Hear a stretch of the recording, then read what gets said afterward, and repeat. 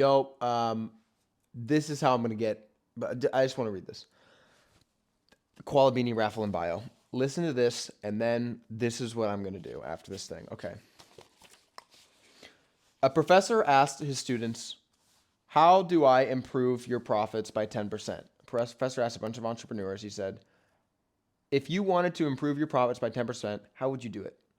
I once attended a marketing expert, Joe Polish's entrepreneur mastermind group, where he presented this and several other questions. After taking 5 to 10 minutes to think through Joe's questions, we had a group discussion. Dr. Alan Barnard, one of the world's leading experts in constraint theory and decision making, happened to be in the group that day. "This is actually a really bad question," stated Dr. Barnard, and then he continued, quote unquote, "There are literally infinite things I could do to grow my profits by 10%. The goal isn't big enough to create focus and specificity. If, however, you asked, if you wanted to grow your profits by 10 times, how would you do it? That would be a much better question, because there are likely to be very few, maybe even only one way to create 10x growth. Indeed, almost nothing you're currently doing would get you there. To separate the signal from the noise, you need to make the goal big enough to weed out most paths or strategies. Impossible goals help you identify the one or few conditions that have the highest possible upside. Those are the areas to focus your scarcest resources, your limited attention on. To make a goal effective, once you've got to make a goal effective, you've got to test its outer limits. Push it out as far as you can. Only once you make your goal impossible will you stop operating based on your current assumptions and knowledge. You'll be open to new ideas and you'll entertain different paths that you've never considered. Operating non-linearly based on past assumptions and norms is 2x. Operating non-linearly based on exciting and seemingly impossible version 10x. Dr. Bernard encourages people to make their goal so big that they believe it's impossible. For instance, if an entrepreneur wants to make 1 million profits in the next months, Dr. Bernard asks, "Do you believe that is possible?" The entrepreneur answers, "Yes." "What about making $10 million profit in the next 12 months?" Dr. Barnard suggests. "Do you believe that's possible?" "I don't think so," the entrepreneur responds. "That goal," Dr. Bernard presses, "it would be impossible unless what conditions need to be true for $10 million profit in the next 12 months? Then ask yourself how you can create these unless conditions to make the impossible possible." The entrepreneur lists conditions that need to be present for the impossible goal to become believably possible. Dr. Bernard points out these conditions and strategies are where the entrepreneur should focus if they want the highest returns on time and energy. Everything else they're doing is noise.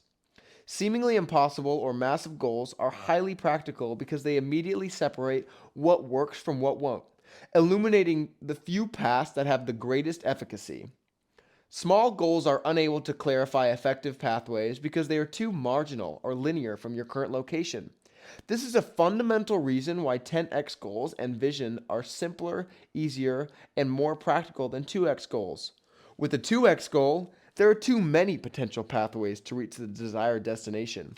This creates paralysis by analysis and makes it extremely difficult to know where to focus your best energy and effort. Conversely, with a 10x goal, only a limited number of strategies or paths will work. Take my son Caleb for an example. He's an avid tennis player and wants to play in college.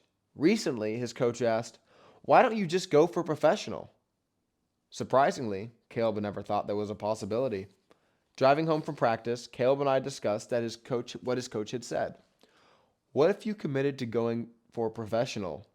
Would that change anything about what you're doing now?" "Maybe," he replied.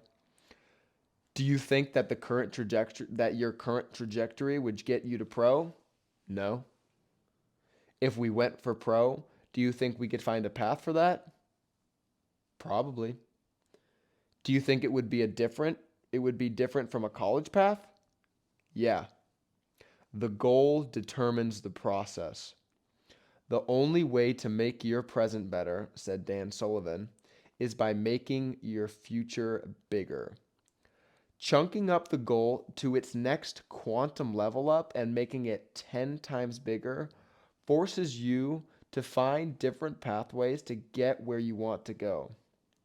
You ask different questions to different people. There are many paths to 3x or linear progress, which is one reason that it's ineffective and overly complex to go 2x. There are few paths leading to 10x, making the goal simple and highly effective. Again, almost nothing will work for 10x, which is why it's so useful. There are many coaches in the Orlando area where we live, and we could get Caleb to the college tennis level. However, there are extremely few coaches that could realistically guide Caleb to the pro level. If we committed to the pro level, we'd have to change Caleb's training process dramatically. Ironically, Caleb's best chance at even reaching his college goal would be chunking up his goal to the pro level, because at least then we'd start being far more discerning and pickier about everything he's doing. In other words, the easiest way to get 2 times growth is by going for 10x, because 10x forces you to stop almost everything you're doing, which is ultimately a waste of time anyways. As the old Norman Vincente Piali quote states, shoot for the moon, even if you miss, you'll land amongst the stars. The same is true of 10x and 2x. If you're shooting for 2x, you probably won't land much farther from where you are now, and you'll exhaust enormous energy grinding inches forward.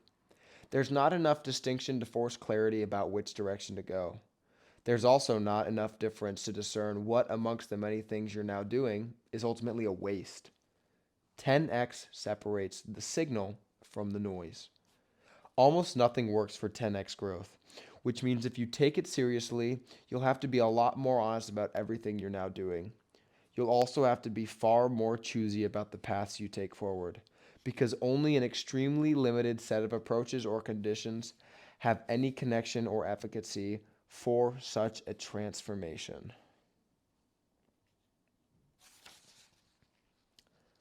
And it says,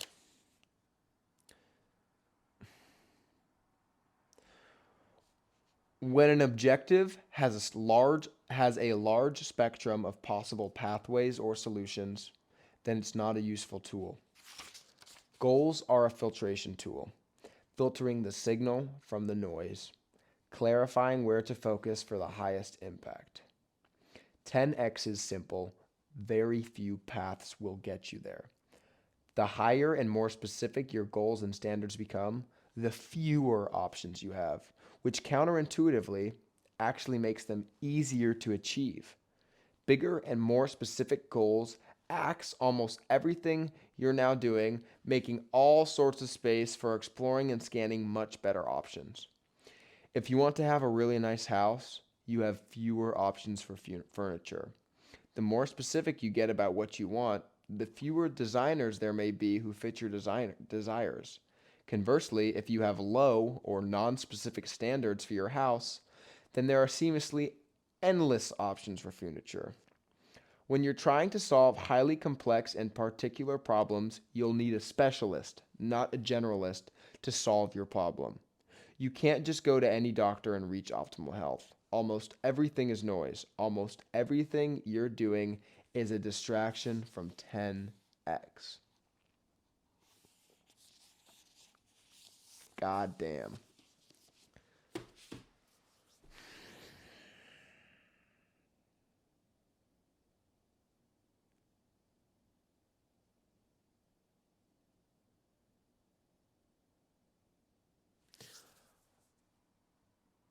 I understand what it's putting down, and now I'm going to talk to myself about what that means for myself. First of all, Carrington, you've been concerned with establishing other avenues for income.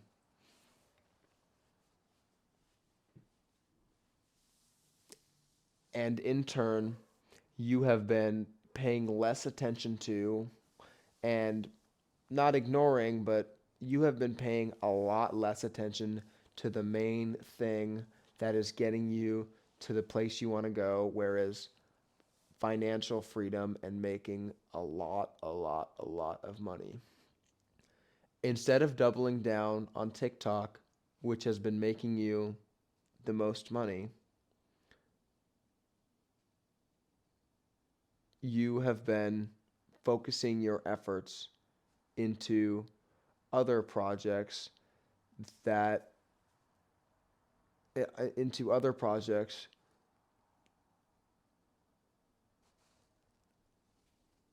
when you could just be focusing on the thing that's really doing the best for you. It talks about this rule in the book. It says 20% of the work you actually do in life is responsible for 80% of the success and joy you get out of life. I realize that's true because I probably spend 20% of my time on TikTok making TikToks, and that accounts for almost 100% of the success that I have in my life and the fruits of my labor. But when it hit a certain checkpoint of, okay, I'm making this much money from it per month, I have been getting too concerned with making other things hit that level of success when I could really just be scaling the TikTok thing.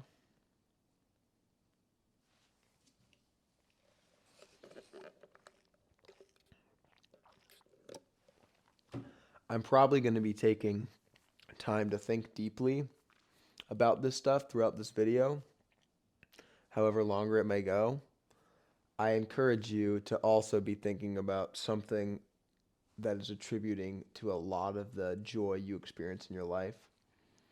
Think about that one thing and think about how we can hone in on it. See, it says to find the 20% that's making your life better and drop the other 80% and go 100% on the 20%.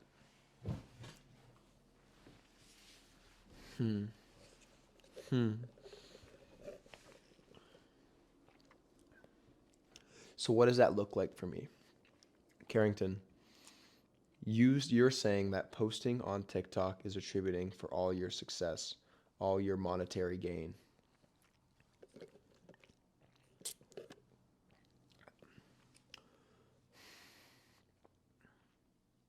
So how do you focus more on making that better? Because you've already identified what it is. You know,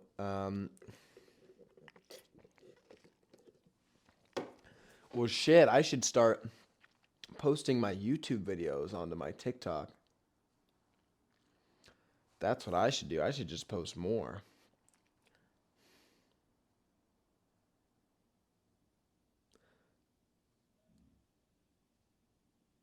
You know what I should do? I make the best TikToks when I feel creative and happy and at peace. You know what I should do?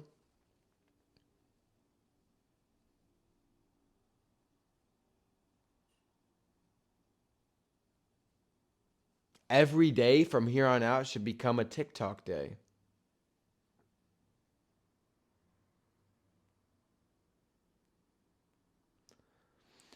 To make that more accessible, you know what that sounds like? What if I put TikTok time in my life? And for 8 hours a day, I could do whatever I want. I hang out with my friends. I'll watch a show. I'll scroll on TikTok. Anything that makes me feel creative. 8 hours a day doing TikTok. Because I've been doing it passively and experienced success, but I haven't really been going ham every single day.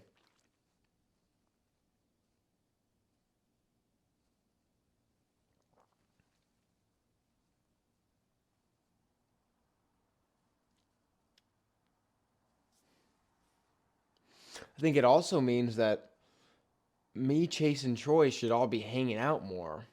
Or I should hang out with them since they live together now. I think that's what that means.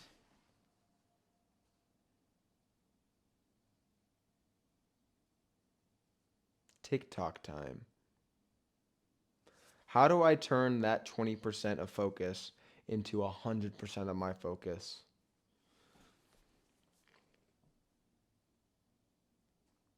Because the answer isn't to just do what I'm doing right now, doing more, posting more videos, doing that. I need to think like entirely different. And also my content needs to get, even so much better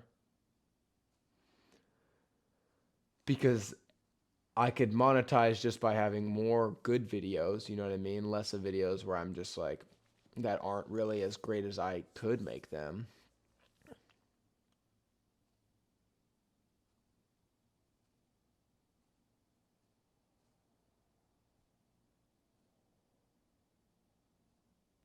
But if every video I posted, got 1 million views and I posted 5 times a day, and if they all get 1 million views, and then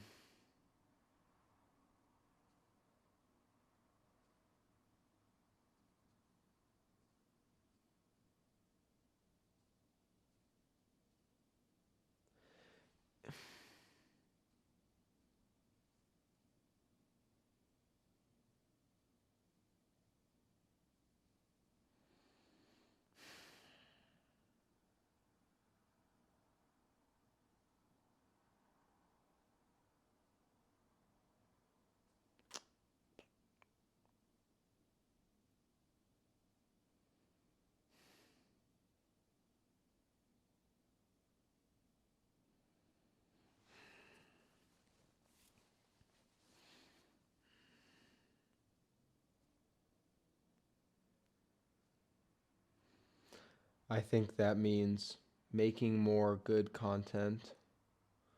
No, making amazing content,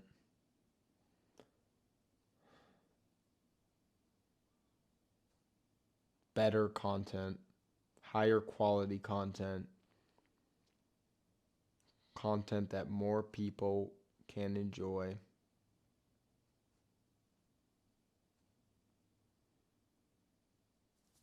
and putting my YouTube videos onto my account as well.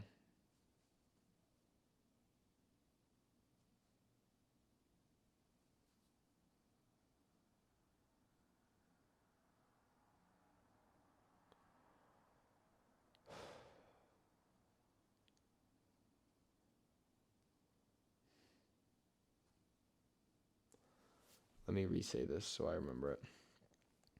You need to make the goal so big that it sounds impossible. It would be impossible for me to make 100 grand on TikTok a month unless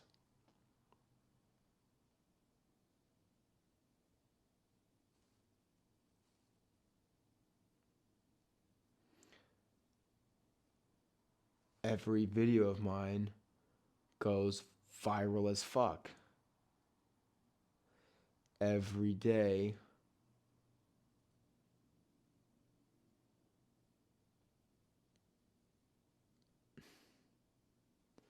What does that look like per day?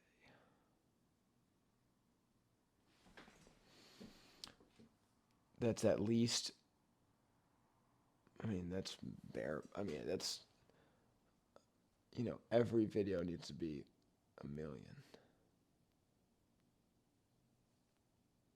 I can do that.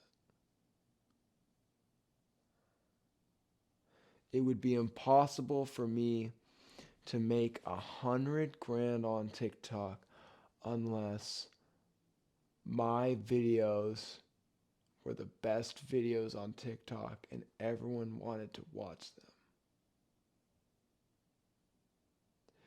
It would be impossible for me to have the best videos on TikTok and everyone would want to watch them unless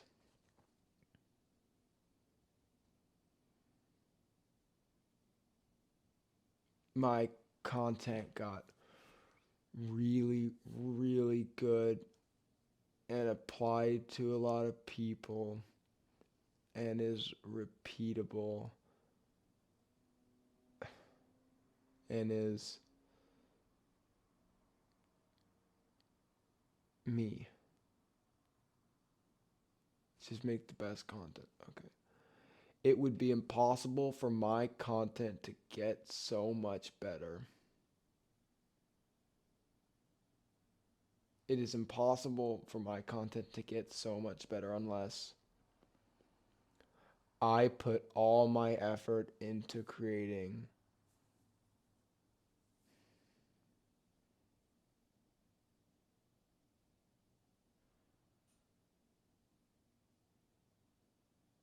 three to five of the best three to if I it would be impossible for me to create the best content ever unless I put all my energy into creating the best content ever.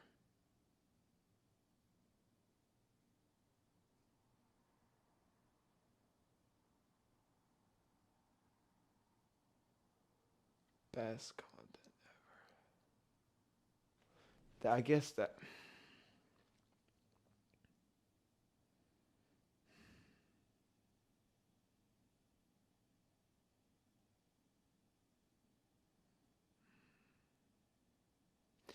it would be impossible for me to put all my energy into creating the best content ever and it going viral unless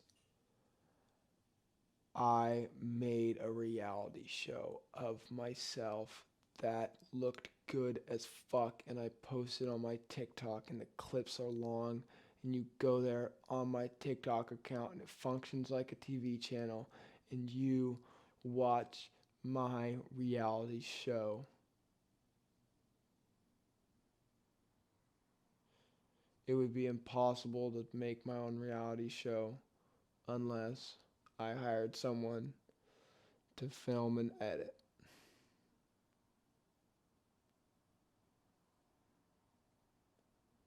It would be impossible for me to make $100,000 a month on TikTok unless I made the best reality show of myself possible.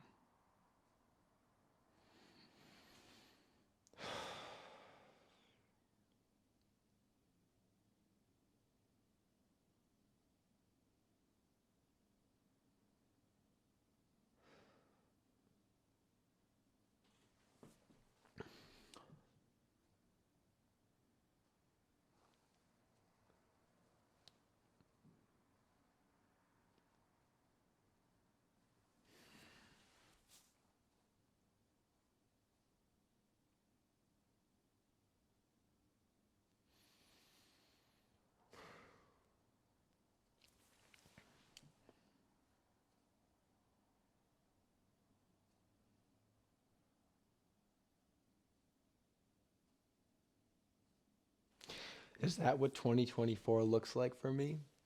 The beginning of the Carrington reality show that I create?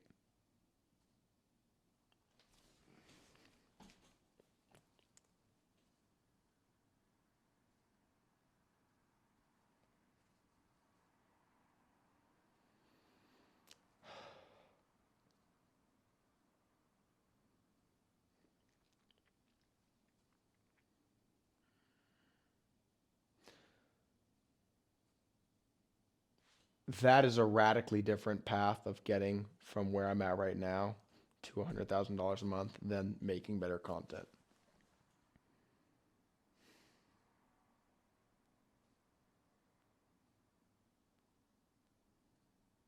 And it's less work for me because I just need somebody who's wicked with a camera.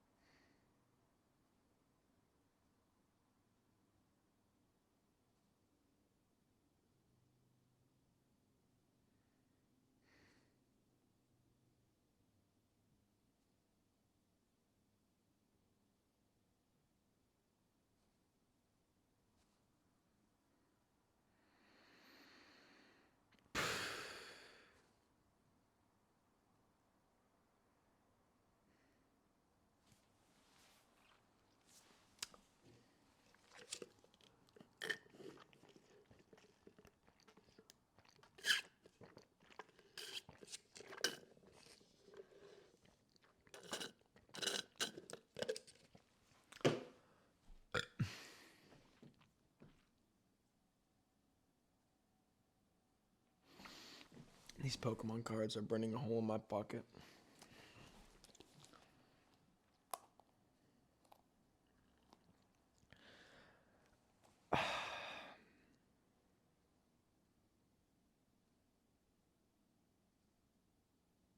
It's a good idea. Thank you for watching. Comment your thoughts. Comment if you would watch that.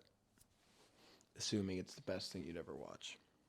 Or just assuming you get to see me in the real world how I am.